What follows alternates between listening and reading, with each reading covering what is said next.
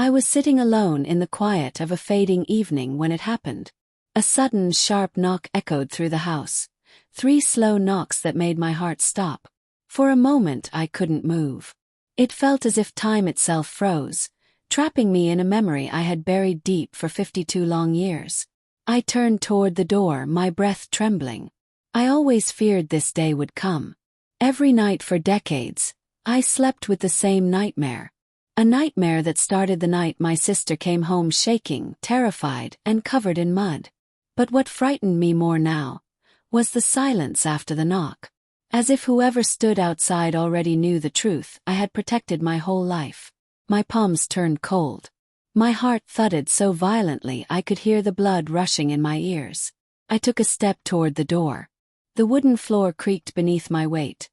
Too loud, too revealing. Whoever was outside shifted, casting a tall shadow under the doorframe.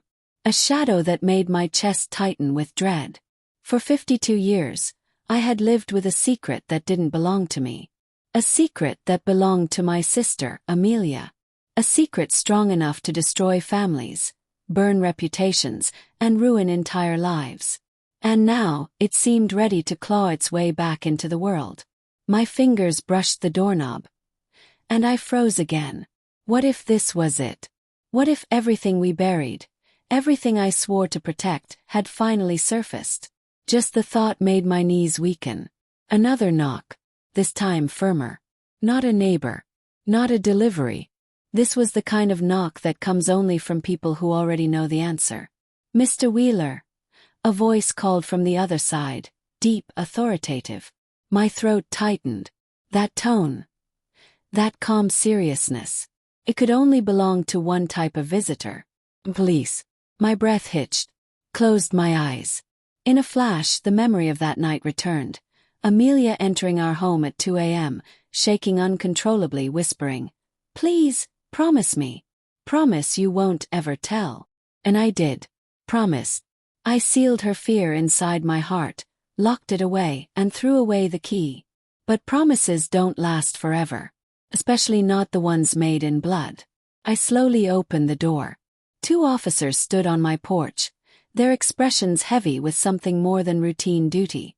Something colder. Something heavier.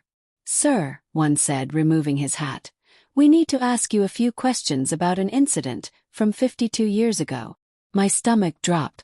My world tilted.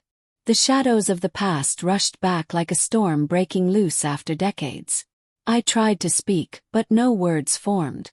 The officer glanced at his partner, then looked back at me with unsettling calm. "It's about your sister, Amelia." And just like that, the secret I guarded for half a century, the secret I thought the earth had swallowed forever, was back, knocking on my door, demanding the truth. The memory returns like a blade slicing through the veil of time. 52 years ago.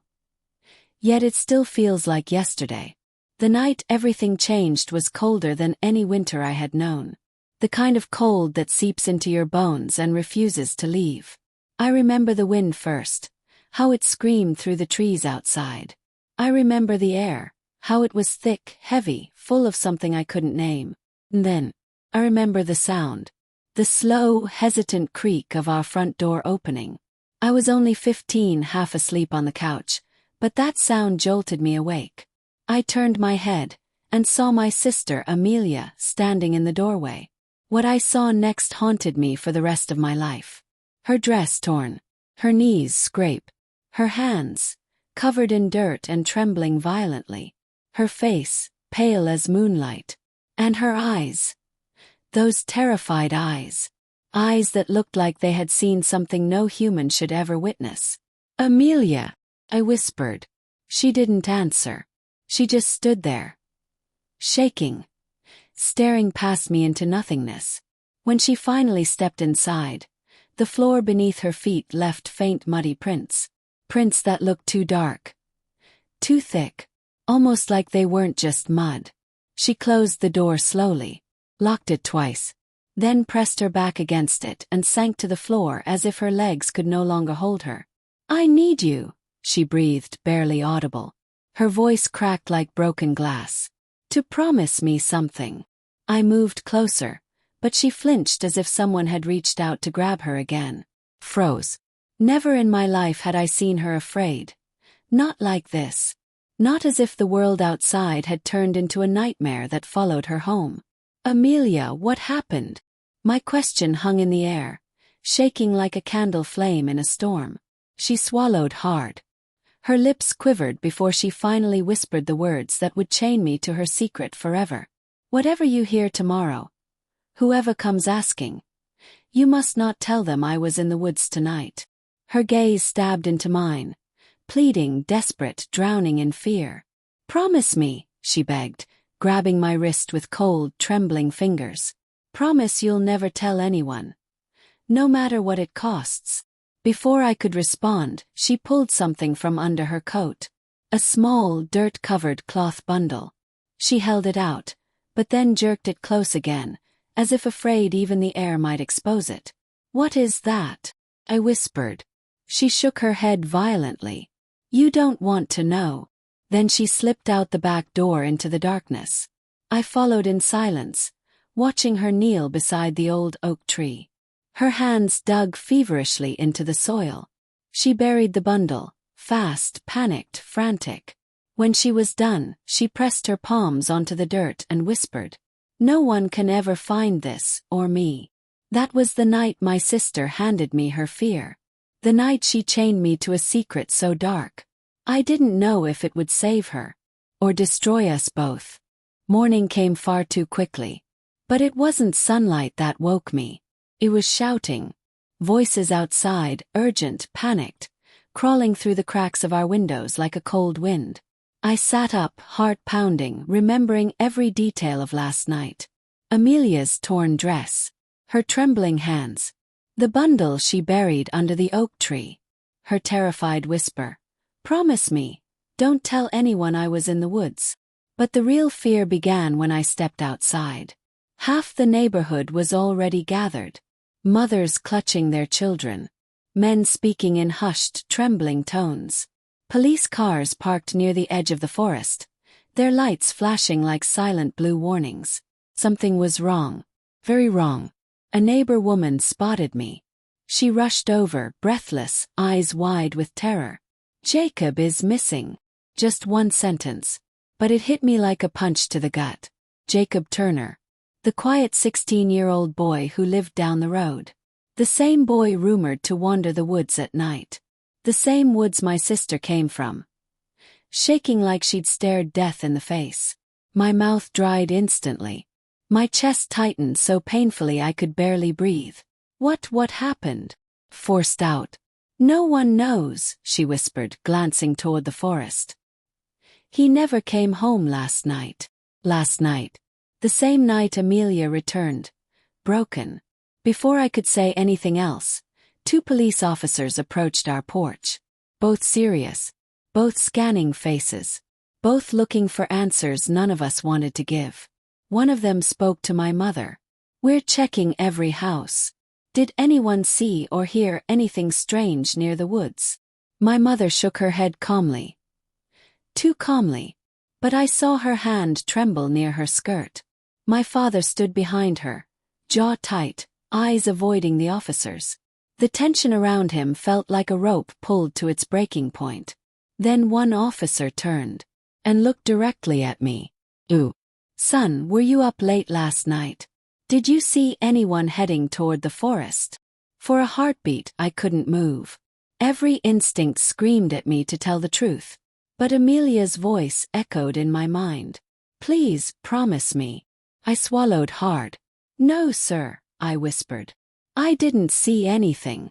The officer studied my face far too long, as if he could see the truth shaking beneath my skin. Then he sighed and turned away. But before leaving, he added a sentence that sent a fresh wave of fear through my bones. "Whoever was in those woods last night, they left tracks. We'll know soon enough."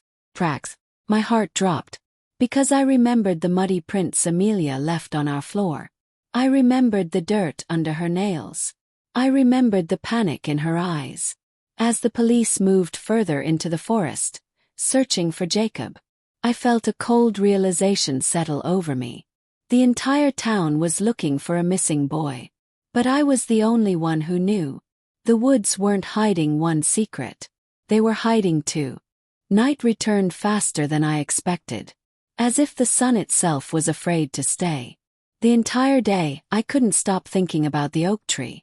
The dirt on Amelia's hands. The bundle she buried in panic.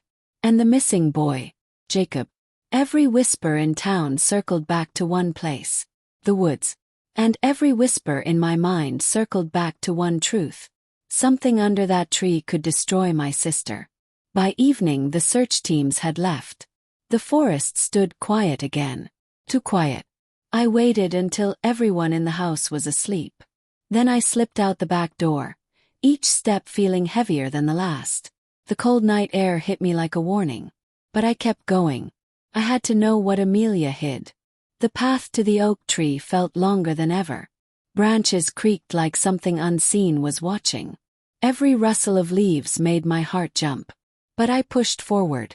Because fear wasn't going to protect my sister. Only the truth would. When I reached the tree I froze. The ground looked disturbed. Prints. Large ones. Fresh ones. Someone had been here. Not hours ago. Minutes. My pulse raced. Had someone dug up the bundle? Had someone seen Amelia last night? Or was someone waiting for me?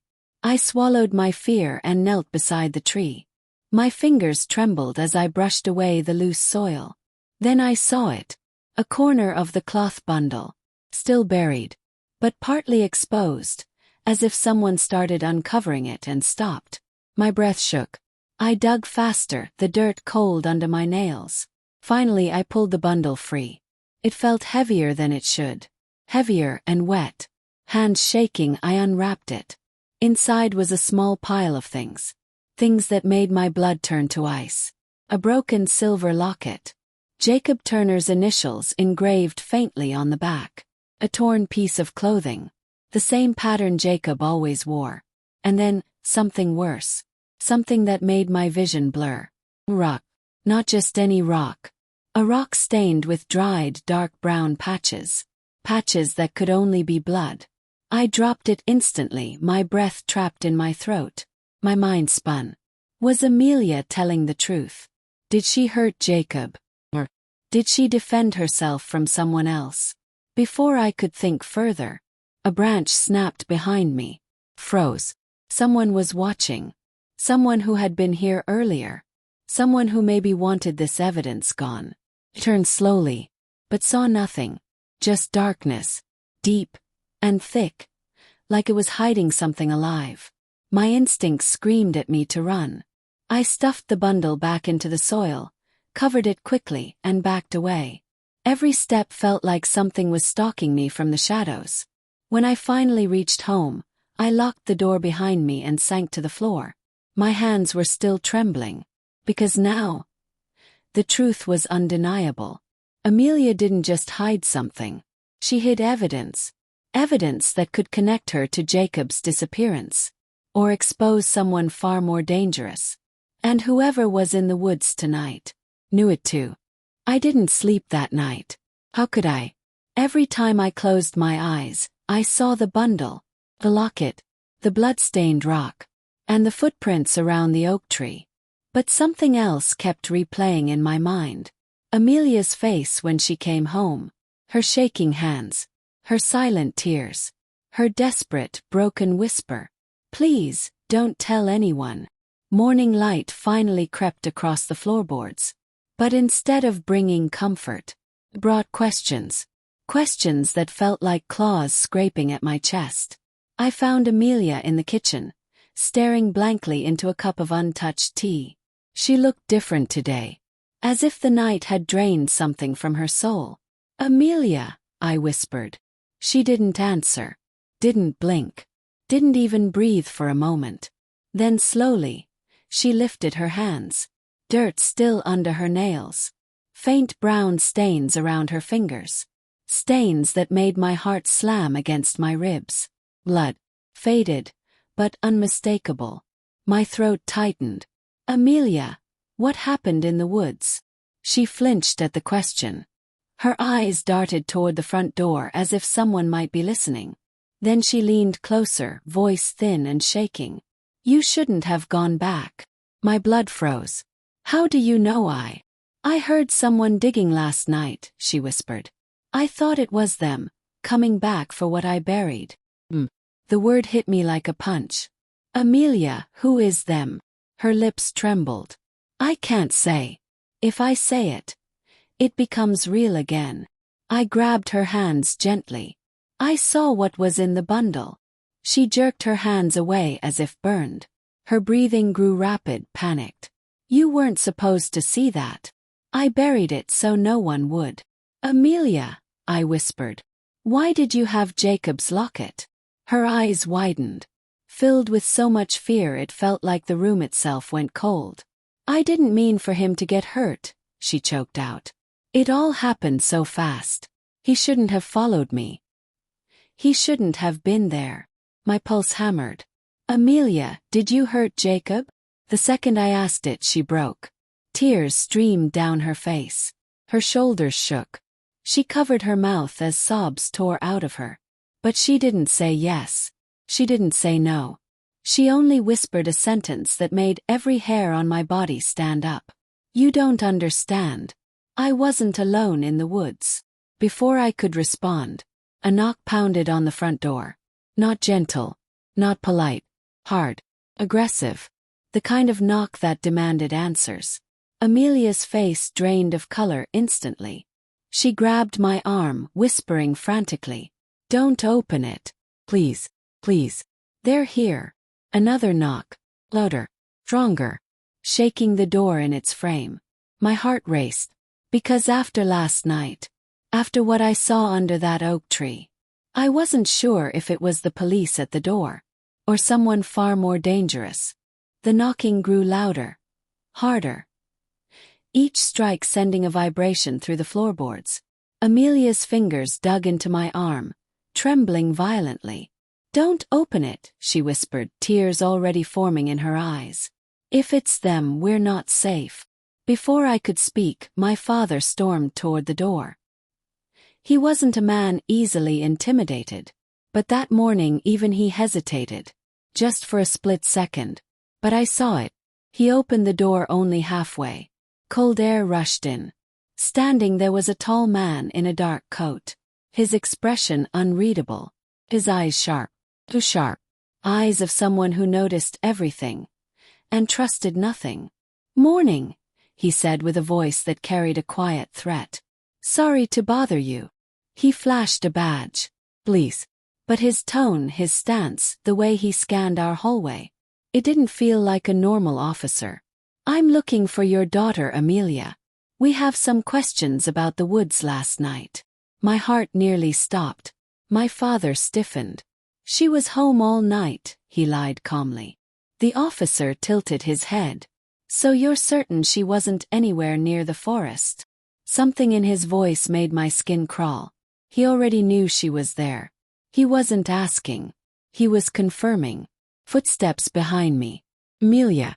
She stood in the hallway, pale as a ghost. The officer's eyes locked on her instantly.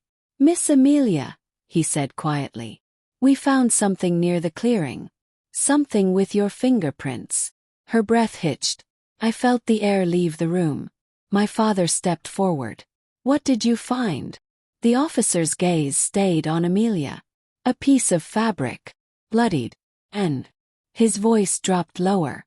"Tracks leading straight to your house." Amelia's hands shook uncontrollably. Her eyes filled with terror. Not guilt. Terror. "I didn't," she whispered. "I didn't hurt him. You have to believe me." The officer didn't respond. He simply stared, measured her, studied every tremor of her voice. Finally he said, "We're widening the search today. If you remember anything at all, I suggest you come forward before someone else does." He walked away slowly, leaving a trail of tension behind him. The door closed. Silence fell like a heavy blanket. Amelia broke. She crumpled into a chair, sobbing into her hands. "They know. They know. They know." she repeated, rocking back and forth. I knelt beside her. Amelia, if you didn't hurt Jacob, then who did? She lifted her tearful eyes. Her voice came out cracked, barely a whisper. I tried to help him, but someone got to him first. Froze. What do you mean, someone? She shook her head. You don't understand. I saw him that night. My heartbeat stumbled. I leaned closer. Saw who? Her next words shattered the air. The man in the woods. The one who's watching us even now. The house felt colder after Amelia said those words. As if her fear summoned something into the room. Something unseen, but undeniably present. I stared at her, unable to breathe. Amelia, who was the man in the woods? She wiped her tears with trembling fingers. I don't know his name. I've only seen him once before. My heart tightened. When? Her eyes lowered. 3 weeks ago. He followed me home from town. And blinked. Why didn't you tell anyone? She shook her head. He disappeared before I could speak. I thought, maybe I imagined it. But she didn't imagine what happened next. She didn't imagine the terror in her voice. She didn't imagine the blood on her hands. And she definitely didn't imagine the shadow I now saw through the kitchen window, slipping between the trees at the edge of our yard. I felt my blood run cold. Amelia, I whispered. Don't turn around. Course she did. Slowly, achy. Her breath got stuck in her throat. Oh God! The shape moved again. Low. Deliberate. Watching the house with a stillness that felt unnatural. I grabbed Amelia's hand. We need to tell the police. No, she gasped, pulling away. You don't understand. If we tell them, he'll know I spoke. Her fear was so raw it made my skin crawl. What does he want? She hugged herself. He wants the locket. The one Jacob had. A chill surged through me. Amelia, why would he want Jacob's locket? She swallowed hard. Because it wasn't Jacob's originally. It belonged to the man. My breath caught. What are you talking about? I saw him that night, she whispered. He was dragging Jacob deeper into the woods. Jacob fought back. He must have ripped the locket off him. When the man saw me, he ran. Her voice cracked. And Jacob, he collapsed near me. He was hurt, bleeding. He begged me to hide what he took from the man. And the rock? Yes. Amelia shook violently. The man hit him. I tried to stop the bleeding but, panic. I buried everything. My chest tightened painfully. She wasn't a killer. She was a witness. A terrified witness. But now the man knew she had seen him. And he was back, watching, waiting. A sudden scream outside shattered the silence. Neighbor. Woman. Terrified. I rushed to the window. And what I saw nearly sent me to my knees. The police were gathering again. More cars. More officers. More flashing lights. They had found something. Something big. Amelia whispered. Please. Tell me they didn't find Jacob. But deep down, I already knew the answer. The forest was swarming with officers. Yellow tape. Flashlights. Shouting. Kiss. My heart pounded as I ran to the edge of the yard. Amelia followed slowly, each step like she was walking toward her own execution. A crowd had already gathered. Neighbors whispering, crying, covering their mouths in shock. Then I heard the words that made my knees weaken. We found him. They found Jacob's body. Oh God, poor boy. Amelia gasped, her hand flying to her mouth. Her entire body began to shake. I grabbed her before she collapsed. Don't look. Stay back. But she didn't listen. She pushed forward, toward the clearing, toward the officers, toward the horror waiting there. An officer blocked her path. Miss, you can't come through. Is it Jacob? She whispered, voice trembling. The officer softened. He nodded. I'm truly sorry. Amelia's breath hitched. Tears streamed down her cheeks. Not from guilt, but from the unbearable weight of witnessing something she couldn't stop. But then, the officer's tone shifted. Harper. Colder. Miss, his injuries suggest he wasn't alone that night. I felt Amelia freeze beside me. Her eyes widened. The officer continued. And we found footprints nearby. 2 sets. One small, one large. My heart raced. The man in the woods. He was real. He was stronger. Faster. And he had returned for something. The officer leaned closer. And there's more. We found a silver chain imprint on Jacob's palm. Like he was gripping something tightly. Something missing now. The locket. The one Amelia buried. The officer studied her face carefully. Too carefully. Miss Amelia, he said quietly. We need you to come to the station for questioning. Her body tensed. She looked at me. Silent, desperate plea. Before I could speak, another officer approached. He whispered something into the first officer's ear. Both men turned their eyes toward Amelia. Their expressions hardened. What? I demanded, stepping protectively in front of her. The first officer took a breath.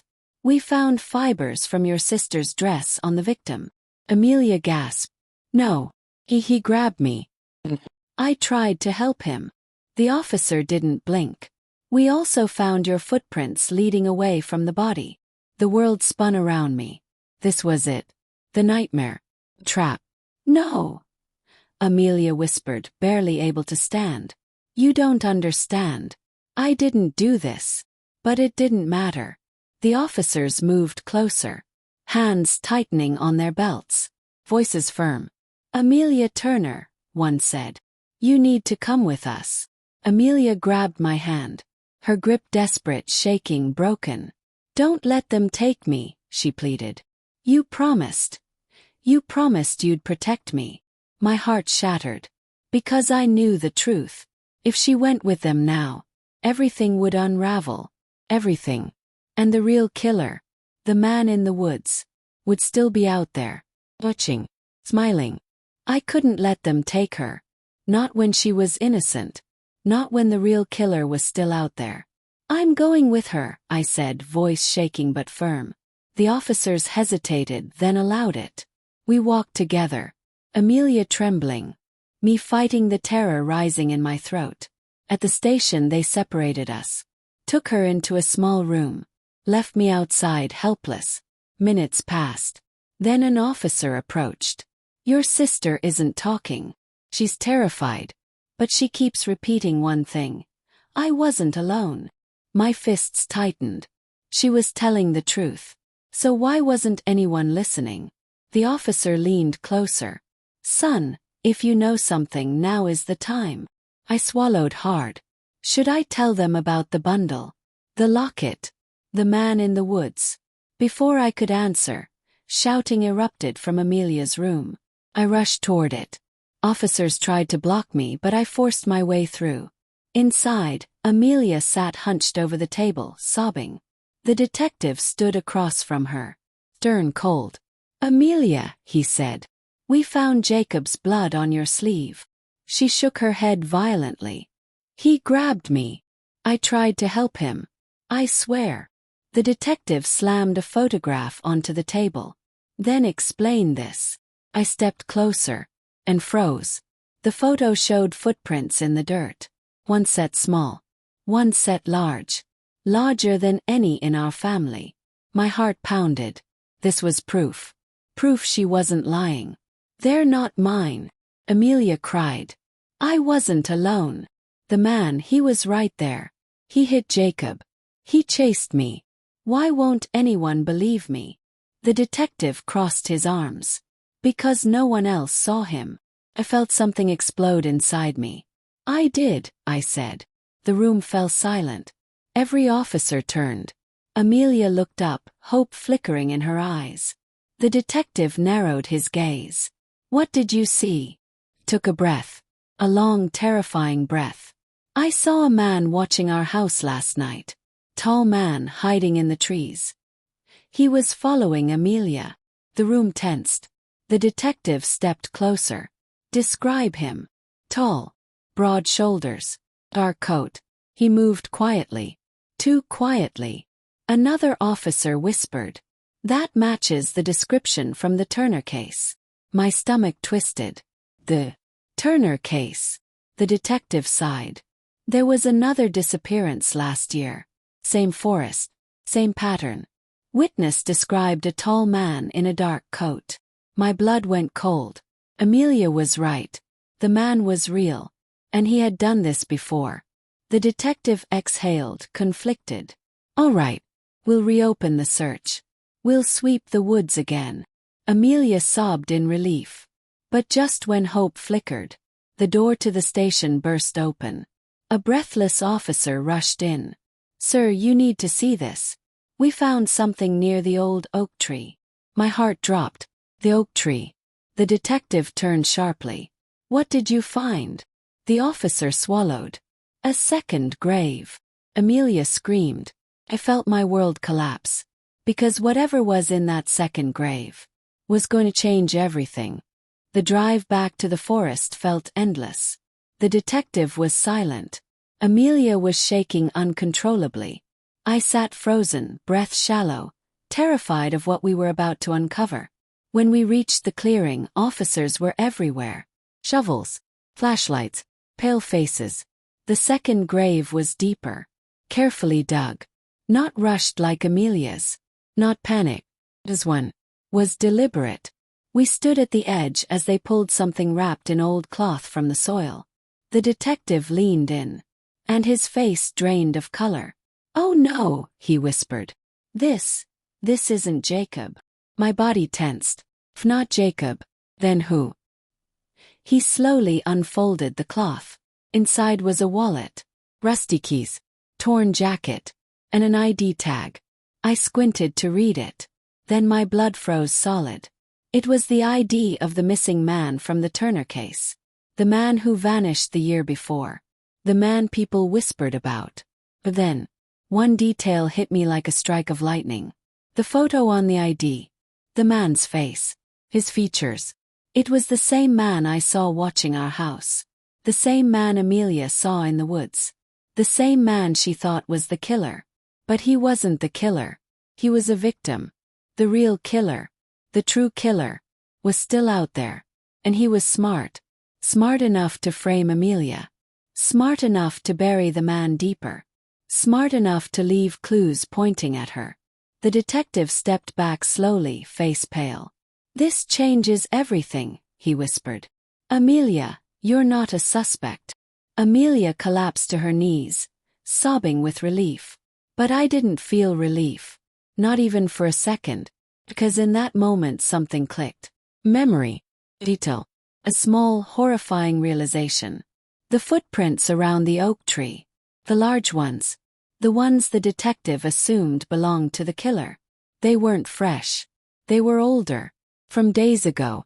But the night Amelia buried the evidence, there was someone else in the woods. Someone who got there before me. Someone who attempted to dig up the bundle. Someone who knew exactly where it was. My heartbeat crashed in my ears. I turned to Amelia. Why did he follow you in the first place? He asked. What did you see 3 weeks ago?